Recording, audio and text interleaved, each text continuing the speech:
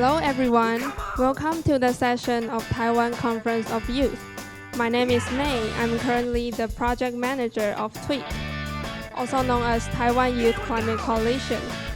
TWIC is a group of youth from Taiwan with passion for climate crisis.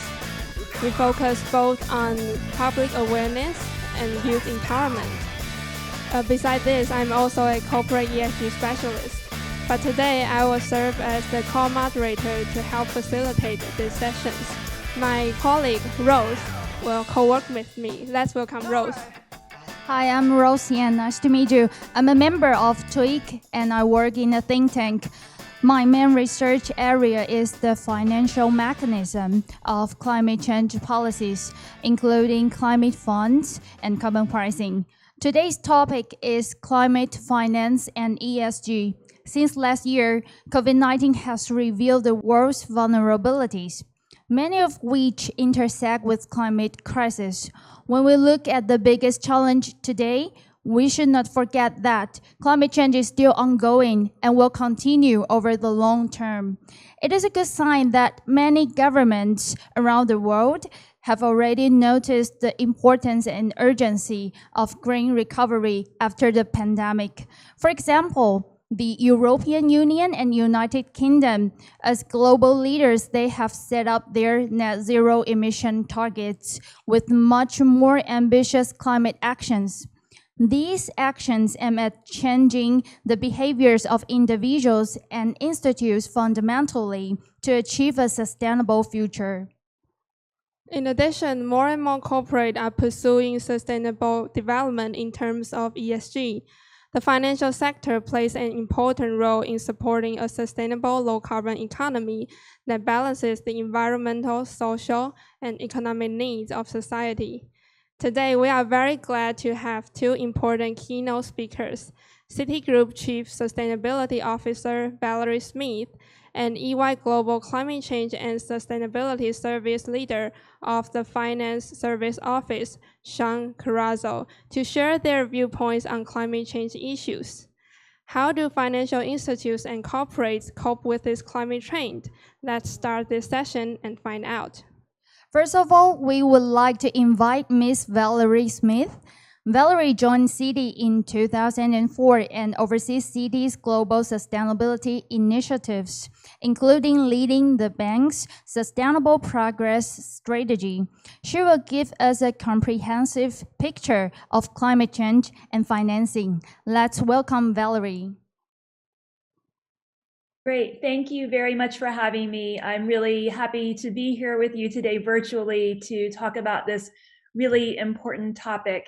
And I'd like to go through a brief presentation to talk about Citi's history related to sustainability and climate change, how we believe that this history and knowledge that we've accumulated really is helping to prepare us for the climate change challenges ahead. I'll talk about some of the key drivers that Citi and other financial institutions are seeing with regard to action on climate change.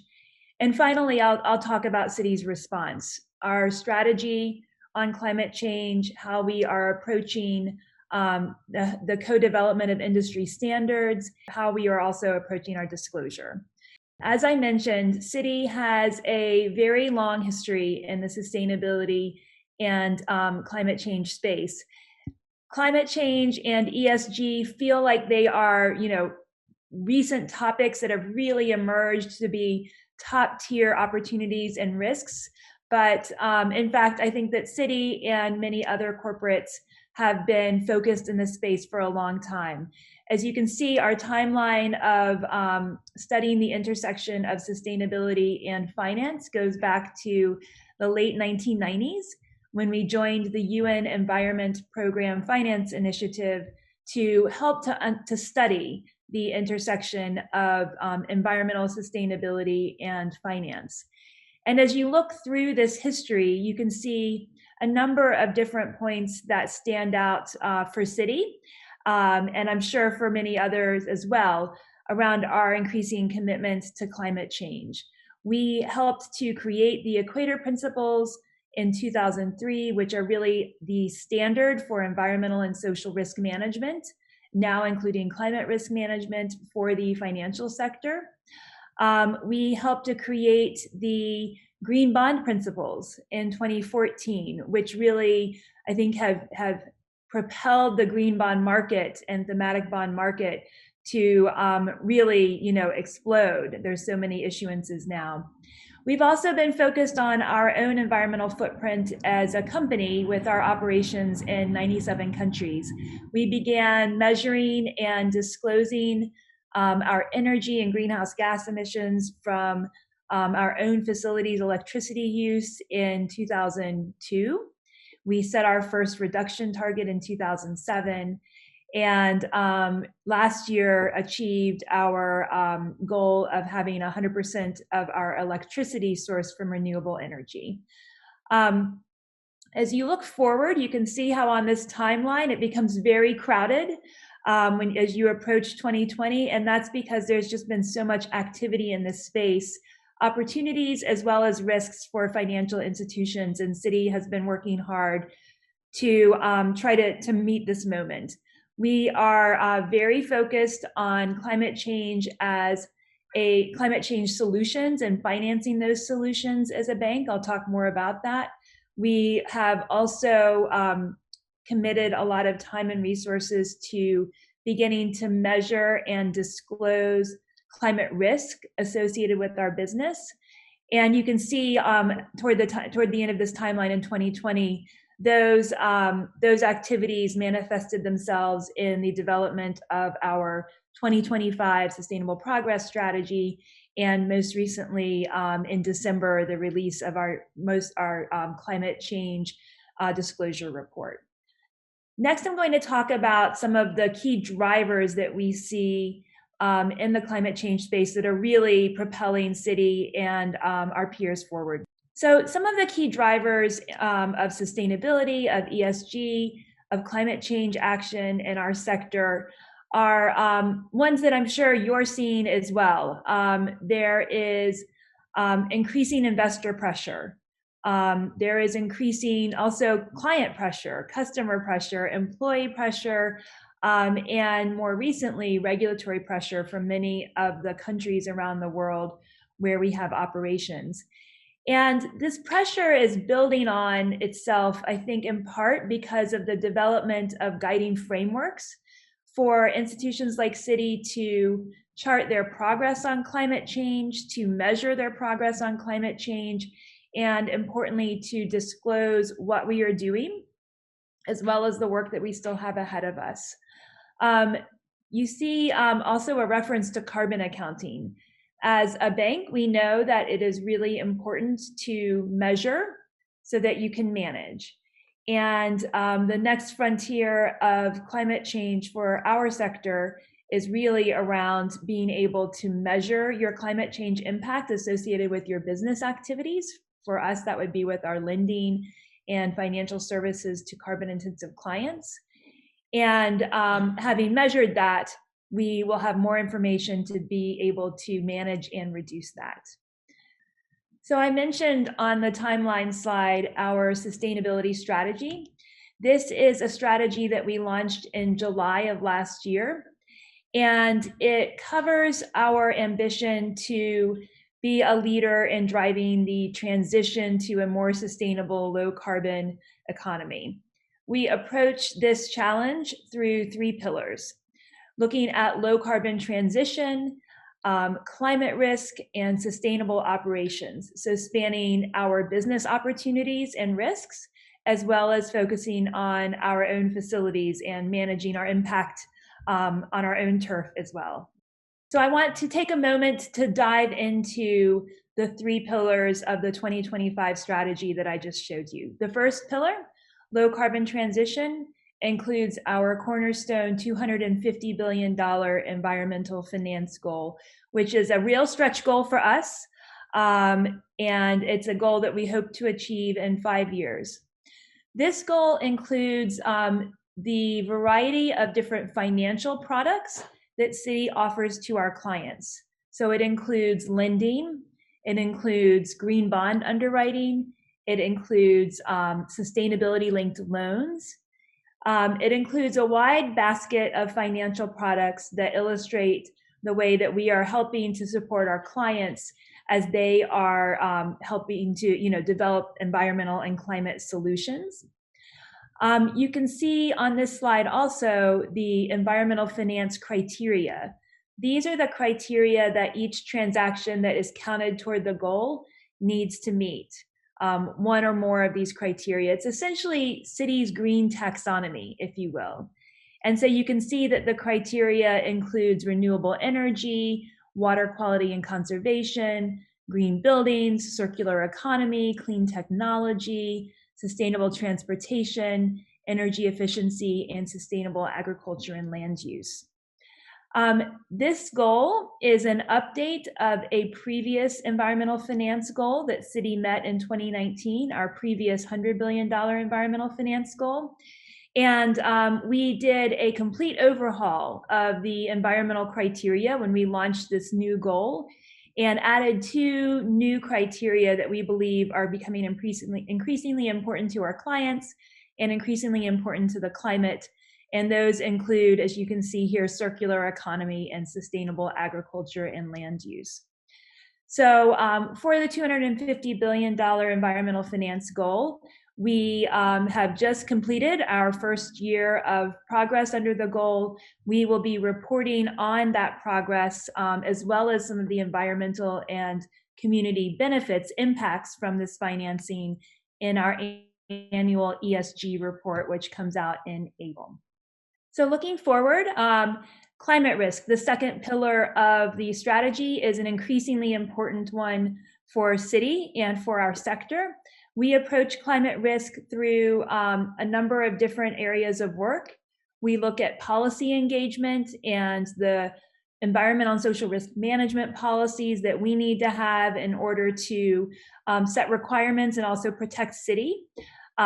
Most recently, last year, we released updated fossil fuel finance policies related to coal mining, coal-fired power, and oil and gas exploration and development in the Arctic Circle. We also, as I mentioned earlier, are very focused on portfolio analysis, our client portfolio analysis and measurement. And we are testing new methodologies to measure the climate change risk and climate change impact associated with our client portfolios. And finally, engagement. What do you do with this information once you have it? Well, we engage with our clients to help them to reduce risk and impact and help them to, importantly, transition. We are using key industry frameworks to help us drive this area forward. I also mentioned our third pillar, sustainable operations. This is really where a lot of Citi's work began. We believe that as we're working with our clients to help them to reduce their environmental impact, it's also important to do that for our own facilities, our facilities in 97 countries. And you can see here our 4th generation of environmental footprint goals, including a goal to reduce our greenhouse gas emissions associated with energy use by 45%, and to also have 40% of our overall facilities portfolio certified as green. So I'm just going to talk for a minute about 2 key frameworks that we are using to help to guide our progress. The first is the United Nations Principles for Responsible Banking, which Citi signed in 2019, and really are the primary principles and set of standards and requirements for sustainability in the financial sector moving forward. So we will be reporting on our progress against these principles in our upcoming ESG report as well. I'm sure you are familiar with the United Nations Sustainable Development Goals. When the UN Sustainable Development Goals came out, we looked at all of these goals and identified some priority ones for Citi. We, as a global bank, have a touch point and impact on all of the Sustainable Development Goals through our financing, but we identified 7 priority SDGs that we have a direct impact on through our business as well as through our philanthropy and other activities. we also report annually on examples of how our financing and our own activities are helping to support the achievement of the Sustainable Development Goals. I mentioned earlier the importance of principles and standards for Citi. We have often been at the table helping to co-create the key industry standards that will guide our sector and guide our financing as we move along our sustainability and climate change journey. This is an example of the multitude of different principles and standards that Citi has endorsed or in some instances helped to create.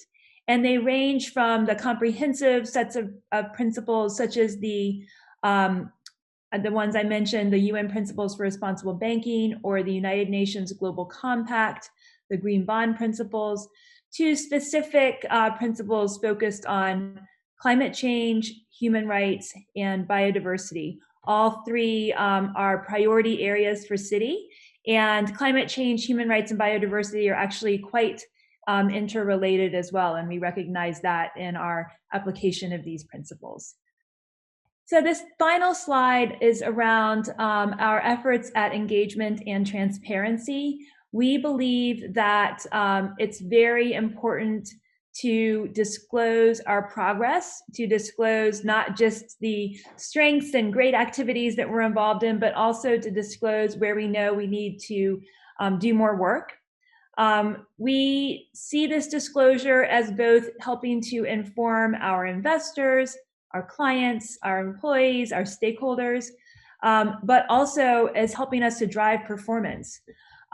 We have, as you can see, a number of different reports that we put out on a periodic basis. Most recently, we have released in December our latest TCFD Climate Risk Disclosure Report, which includes really deep information on how we are approaching climate change from a strategic business perspective. We also, in December, issued our latest Green Bond Impact Report. I mentioned also our annual ESG report. You can see a screenshot under sustainability reporting. This is a composite of all of the activities that have taken place in this area over the past 12 months. And finally, sort of our master documents, the environmental and social policy framework that is a summary of our key policies in this space. So with that, I'll conclude. Thank you very much for your time and looking forward to speaking with you further in the program. Thank you, Valerie, for your insightful speech. Next, let's welcome Mr. Shaun Carazzo. Shaun served as the EY Global Climate Change and Sustainability Service Leader of Finance Service Office. He specialized in providing financial service clients with environmental, social, and governmental support across key capabilities of strategy governance, risk management, and reporting. In his speech, Shaun will talk about the Global Investor Survey and Climate Disclosure Barometer. Shaun. Thank you very much. And firstly, good afternoon, everyone. It's a huge privilege to be talking to you all today. I feel very passionately that the youth of our nation have an incredibly important role to play in saving our planet, driving equality, and making this gift we have inherited something we can pass on in a better shape to future generations. As the introduction suggested, my name is Shaun Carazzo, and I lead the EY Global Climate Change and Sustainability Services practice. Maybe just a little bit of background on me and how I found myself where I am today. 3 key factors. First is that my oldest daughter always used to ask me what I did as a job and how it helped other people. She had friends where their dads or moms were doctors and nurses or engineers. It was always complex to explain that as a Big 4 firm, we have an important job to do in building confidence in capital markets. It really went over her head. This was during the time I was running the EY CFO advisory business. About 9 years ago, we had also started to build a small climate change and sustainability business, but in financial services, the market and momentum was not there. In contrast, in the non-financial sector, we were growing incredibly fast. 18 months ago, I tried again and became the UK and EMEA financial services lead. The market was very different. Now in this role, it is easy to tell my daughter what I do. I am helping save the planet. She loves David Attenborough, so now it was clear. Second reason was that I was born and raised in South Africa, one of the most underdeveloped provinces in the country. South Africa is driven by coal-fired energy and has a significant mining and natural resources enterprise driving GDP in the country. I have also seen firsthand the devastating effects of social and racial inequality. It represents a microcosm of where climate and social change needs to be addressed. And the third reason, and last, is I have 3 young children. And I truly believe if we do not do something now and something drastic, I will not deliver on my goal to leave what I inherited in a better shape than I took it. This is all a journey, and the work Citigroup and the Taiwanese Youth Climate Coalition are doing is exceptional. I have clearly read the 2020 TCFD report from Citi, as well as what they did in 2019, and I really applaud Valerie and the entire Citi team for the work they are doing in this space. I've also listened carefully to Valerie's keynote speech. I've also read the Youth Climate Manifesto and reflected on some of your ambition. In essence, what I have read resonates with this slide you see in front of you, and a quote from Robert J. Schiller from Yale University. Finance is not merely about making money. It's about achieving our deep goals and protecting the fruits of our labor. It's about stewardship, and therefore about achieving the good of society. If I move to the next slide, just to tee up the remainder of the conversation specifically around climate change, many of you would have seen this before, but David Attenborough recently said, "The future of humanity and indeed all life on Earth now depends on us. Right now, we are facing a man-made disaster of global scale. Our greatest threat in thousands of years, climate change. If we don't take action, the collapse of our civilization and the extinction of much of the natural world is on the horizon." I think as we get into the next couple of slides, as Valerie's already said, 3 things are all happening simultaneously. And I believe we are now firmly at the tipping point of climate and broader ESG agenda. As we've seen from Valerie's side, investors are demanding more, paying more attention to disclosures, and making financial decisions based on companies' actions and disclosures. Regulators are demanding more. We have seen a significant increase in the amount of global regulation forcing financial institutions and corporates to do more. And the third is the youth want change. I see it in my teams and in the teams of my clients, and actually in each and every one of you in front of us today. The EY, on the first topic, each year EY runs a global investor survey, which is a slide you see in front of you. A copy can be downloaded from our website, but it's across 298 respondents and across major geographies. As you can see from the slide, it also covers banks, insurers, and third-party investment management. The trend is clear over the last number of years that investors and clients realize that non-financial disclosures and the intangible parts of the balance sheet are becoming a huge part of the basis of decision-making. In 2020, only 2% of those surveyed did not conduct a detailed review of non-financial information. It's a fact, and the research supports it, that those companies with a clear articulation of financial and non-financial metrics link clearly to a defined ambition of creating long-term value outperform those that don't, have better people engagement, and build up the societies around them. EY has done some detailed analysis which looks at links between ESG ratings, for example, and metrics like return on equity, impairment of assets, profitability, and as I mentioned previously, responses to people surveys. And the analysis shows a very strong correlation between higher ESG ratings, disclosures, and communication with the market and those financial metrics. In addition, in the last 6 months, we have really seen a positive trend amongst banks in particular of committing to net zero targets. Most are focused on 2050, but many have also given interim 2030 and 2025 targets. These commitments need to continue, and I believe will continue. I am personally working in the UK with a prominent trade association which represents 30 of the biggest banks, and they're all looking to make public commitments around net zero. This is the start, and they will need to get more granular on implementation plans and also get greater coverage of Scope 3 emissions. But investor pressure and tone from the top is helping to really move the dial. We clearly also welcome the set of executive orders signed by President Biden 48 hours ago, recommitting the US, for example, to the 2015 Paris Agreement. The next set of information, if we go to the next slide, looks at our climate risk disclosure barometer. And what this slide tells us, the other important area that is helping push the agenda forward is the Task Force for Climate-Related Financial Disclosures, TCFD. EY runs a very important engagement each year where it reviews and analyzes TCFD disclosures of about 970 companies worldwide across TCFD sectors and geographies. Maybe a couple of comments on the slide in front of you.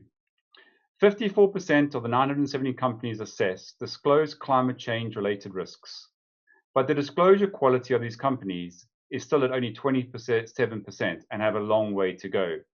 Please bear in mind, this is 2019, and we will be running our 2020 assessment later. Sectors with the most significant exposure to transition risk generally score higher for these disclosures. These include banks, energy, manufacturing, and transport sectors. Stakeholders around these sectors are focused on their climate disclosures. Higher quality scores for companies continue to be linked to more active local market regulations, such as in the UK, France, Germany, and the US, where local market regulators need them to disclose climate risks. Investors are having some influence on companies in their portfolio. More than 340 investors with nearly $34 trillion in assets under management have publicly now supported TCFD. Physical risk disclosures fall behind transition risk, and I think this is apparent in a number of disclosures. Companies are failing to utilize climate scenarios, impacting their ability to stress test exposure to climate risk. And lastly, assessing the financial impact of climate risk on the business remains a scarce practice. Financial estimations from climate risks and opportunities often remain disconnected from climate scenarios and are still not integrated into companies' financial statements. I must say, and Valerie did not ask me to say this, but in our in terms of the TCFD report in 2019, one of the companies that scored highest in terms of our assessment with 100% coverage and 2% in terms of quality was in fact Citigroup. So again, Valerie, I think the industry applauds, I guess, the tone and the hurdle rates you're setting from a Citigroup perspective. Many jurisdictions and regulators have plans to make TCFD mandatory, including Taiwan. If we go to the next slide. This slide provides a snapshot of the position in Taiwan from our 2019 report and reinforces a similar picture across these companies, with obviously coverage and quality still lagging behind where it needs to be. But it is encouraging to learn that many institutions within Taiwan, at least from a 2020 perspective, are really looking to improve these TCFD disclosures. And clearly from a regulatory perspective, we'll see the momentum continuing. Financial institutions still have a lot of work to do to produce fully compliant reporting. But also, as you can see from our analysis, so do many other corporates. Strategies around achieving net zero and understanding the impact of climate risk in our portfolios is critically important in achieving our combined ambitions. And lastly, from my perspective, we need the next generation to do more and push harder, engage with companies and firms and really drive this change through. So I leave you today with a quote from Richard Branson: "Success and sustainability are two sides of the same coin." Thank you for your attention. Thank you for listening. And I look very forward to the panel discussion with Valerie and the rest of the team. Thank you, Shaun, for your speech. After listening to the experience from Citi and EY, Valerie and Shaun, based on your presentation and your dedicated work, Rose and I, representing the young generation, would like to ask you some questions. First, let's invite Rose. Thank you, May. Both of the speakers have mentioned the Paris Agreement. We know that Paris Agreement is currently the biggest framework coping with climate change, and it aims at keeping the rising temperature within 1.5 Celsius degree. So, in line with this goal, many countries around the world have already set up their net zero emission targets. And this is also one of the most important initiatives of tweak to Taiwanese government. To achieve these ambitious targets, systematic transformation is required. So that we are interested in, is there any rules or policies for corporates to align their business and investment with the net zero targets? As for consumers like us, how can we know that if one corporate is acting in line with the net zero goal? Are there any tools or standards to evaluate?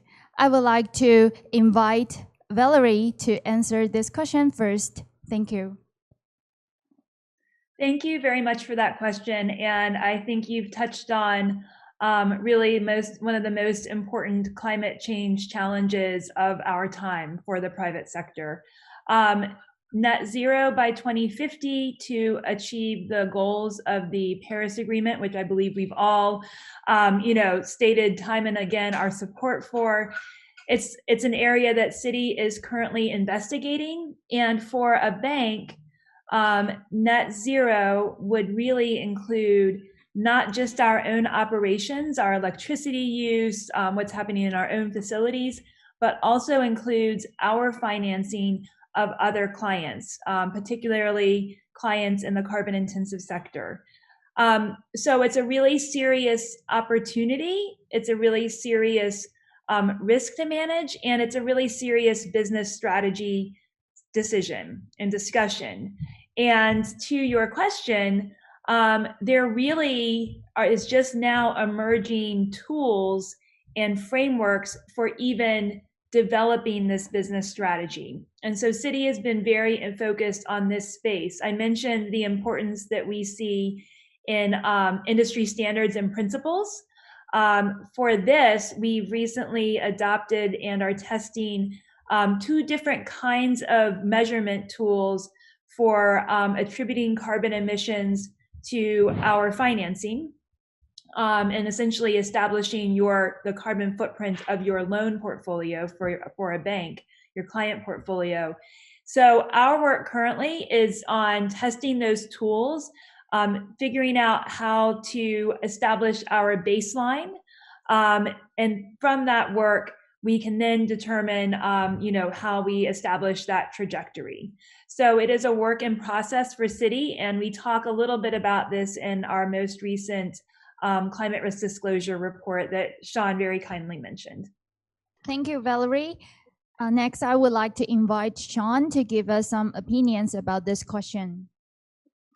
Thanks very much. I mean, I think Valerie is absolutely right. In terms of really driving this forward, I think comparability is a major issue. And I think at the moment we are facing some challenges in terms of comparability. When you look at the complexity involved, as Valerie said, in terms of incorporating climate risk into risk management, but also in terms of managing and measuring financed emissions, at the moment there are a lot of inconsistencies in terms of the methodologies used in terms of measuring carbon emissions. Many institutions use different transition pathways, and there is a huge amount of complexity and difference in different reporting frameworks.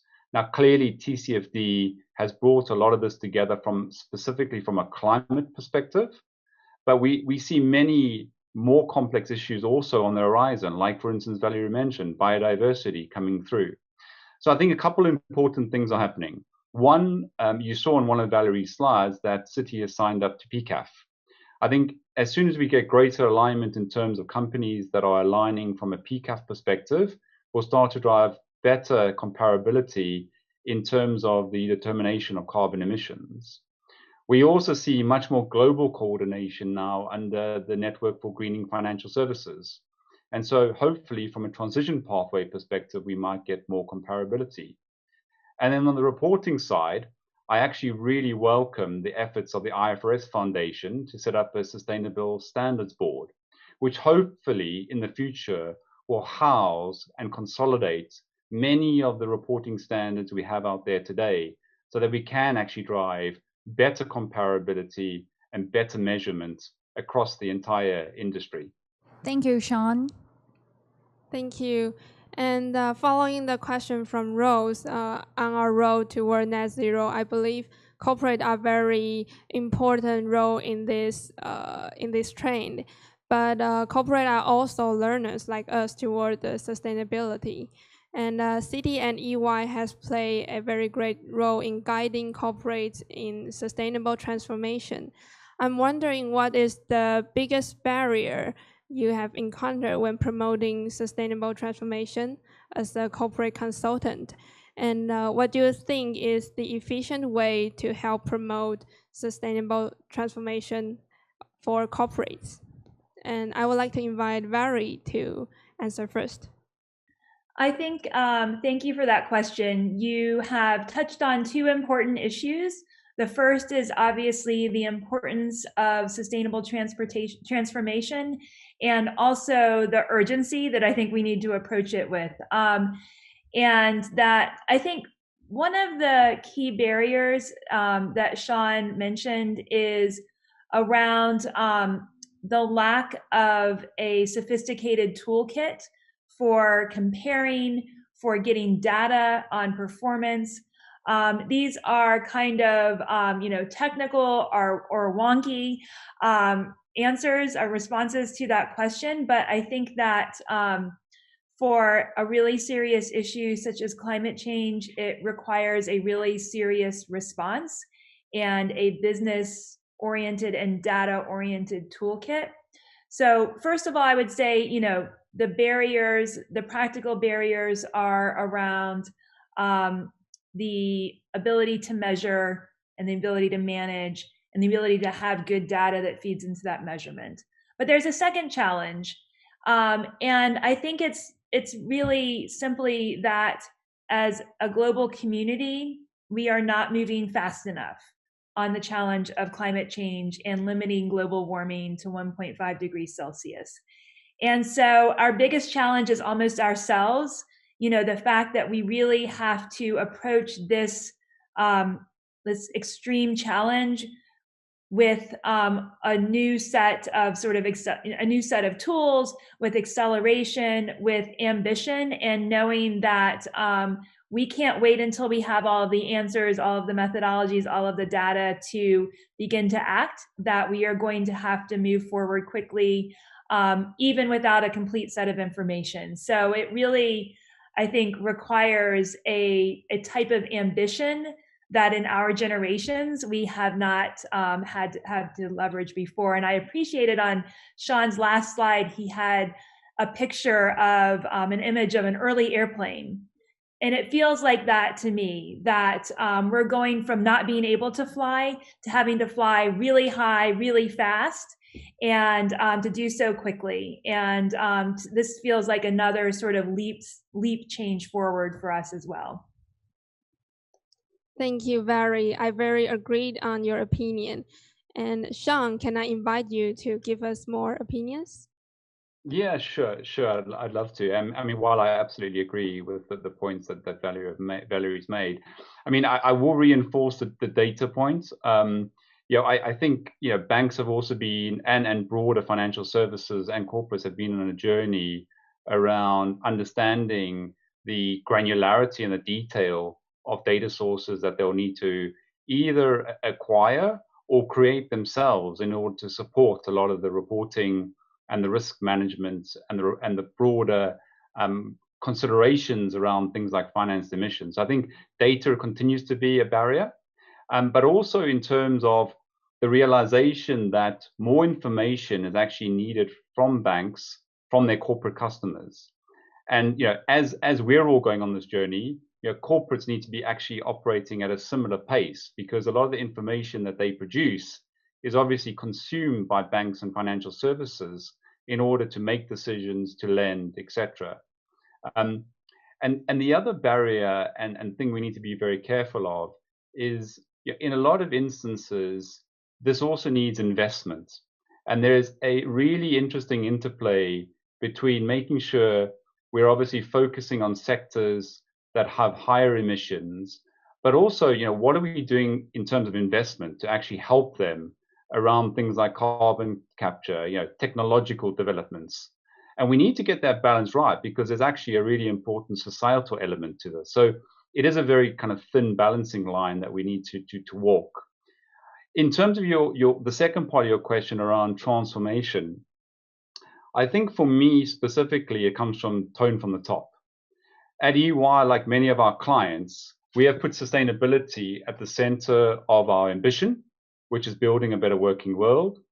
Our chairman and CEO, Carmine De Sibio, and our global vice chair of sustainability, Steve Varley, really believe in the agenda and are exceptionally committed to the topic.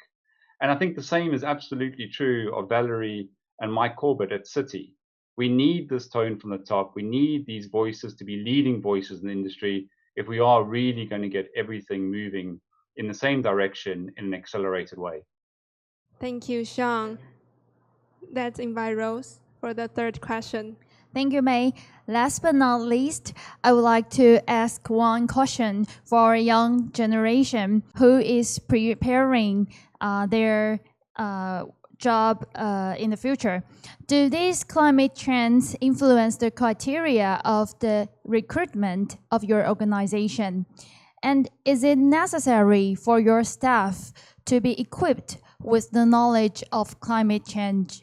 I would like to invite Valerie to give us some opinion. Thank you for that question. That's probably the most exciting question. And I would look at this question in two ways. Do we require climate change and sustainability knowledge of our incoming employees, or do they require that Citi is demonstrating sustainability and climate change leadership before they want to join Citi? I actually think that it's more the latter, that we understand that for employees that are joining Citi, it's really important that they know, it's important for them to know that Citi is really serious about performance and sustainability and climate change, and that it's a business imperative for us, or they might not want to join our company. So that's really the way that we look at it. Now, once they are at Citi, we know that the incoming generation of employees is very familiar with sustainability, with ESG, with climate change as a business issue as well as a personal issue. And I think that that's really important as we think about climate change, not just as a business issue, but really as an issue of organizational and cultural transformation, as you mentioned. So for us, we have a number of different ways that we are connecting employees together to work on different sustainability initiatives, that we are helping to support at the sort of grassroots level employees that want to engage on this. Completely agree with Shaun's point that the clear message of commitment to sustainability and climate change from the top is really important in terms of driving this transformation. But I think this is a really important driver of transformation in companies, is the sort of requirements as part of recruiting, the requirements from our new employees and existing employees, that we take these issues really seriously. So this all knits together. The intensive interest from employees, the ability to recruit the best and brightest talent requires good performance on our part. And once those employees are hopefully within the company, they continue to help to drive and own this transformation. Thank you, Valerie. I would like to invite John to give us some of his opinions. Thanks very, very much. It's probably very similar for EY in the sense that, yes, we want to make sure that we're an attractive organization that stands for the right things. We have the right ambition, and as I mentioned previously, the right tone from the top. But we are absolutely, I mean, if I look at the next 5 years and I look at what the business is forecasting and the support that our clients will need in this area, we are looking to make significant investments across all of our markets in terms of hiring and recruiting young individuals and younger generations that have climate experience. We're also making sure that we're upskilling our current employees around many of the important topics that we've spoken about today. And this really, from an EY perspective, starts from some of our graduate recruitment that is coming into the firm, making sure we're setting the right criteria around the types of individuals we want to bring into the organization. But also, I must say, I think climate is one area of the broader ESG agenda. Clearly, from an EY perspective, we're also putting this alongside other big issues like diversity and inclusion, like ethnicity, like social mobility. So I think, from our perspective, we are looking at this through a number of different lenses. But wow, what a fantastic future we have in terms of a number of the youth and the future generation that is actually really motivated and passionate about this topic. I think the future is exceptionally bright in terms of the opportunities they'll have to work with organizations like Citi and like EY. Thank you, Shaun. Now we have come to the end of this Taiwan COI session. As more and more young people are aware of climate change, they care about how their financial choices will affect the environment. Also, we are very eager to know how big corporates like Citi and EY can act in this trend. Therefore, thank you, Valerie and Shaun, for your insightful sharing. We have learned a lot, and we are looking forward to teaming up with you to tackle this climate crisis and building a better future. Thank you. Thank you. Good night. Thank you. Hello, everyone. Welcome to the Taiwan Conference of Youth. This is the first session. In the following 2 weeks, there will be 3 other sessions with diverse topics. Please keep focusing on Taiwan Youth Climate Coalition and Citi empowers Taiwan youth to tackle climate change. 各位观众，大家好，欢迎来到第1场的青年气候外交培力论坛。后面还会有3个场次，请大家持续关注台湾青年气候联盟以及花旗台湾青年气候培力行动。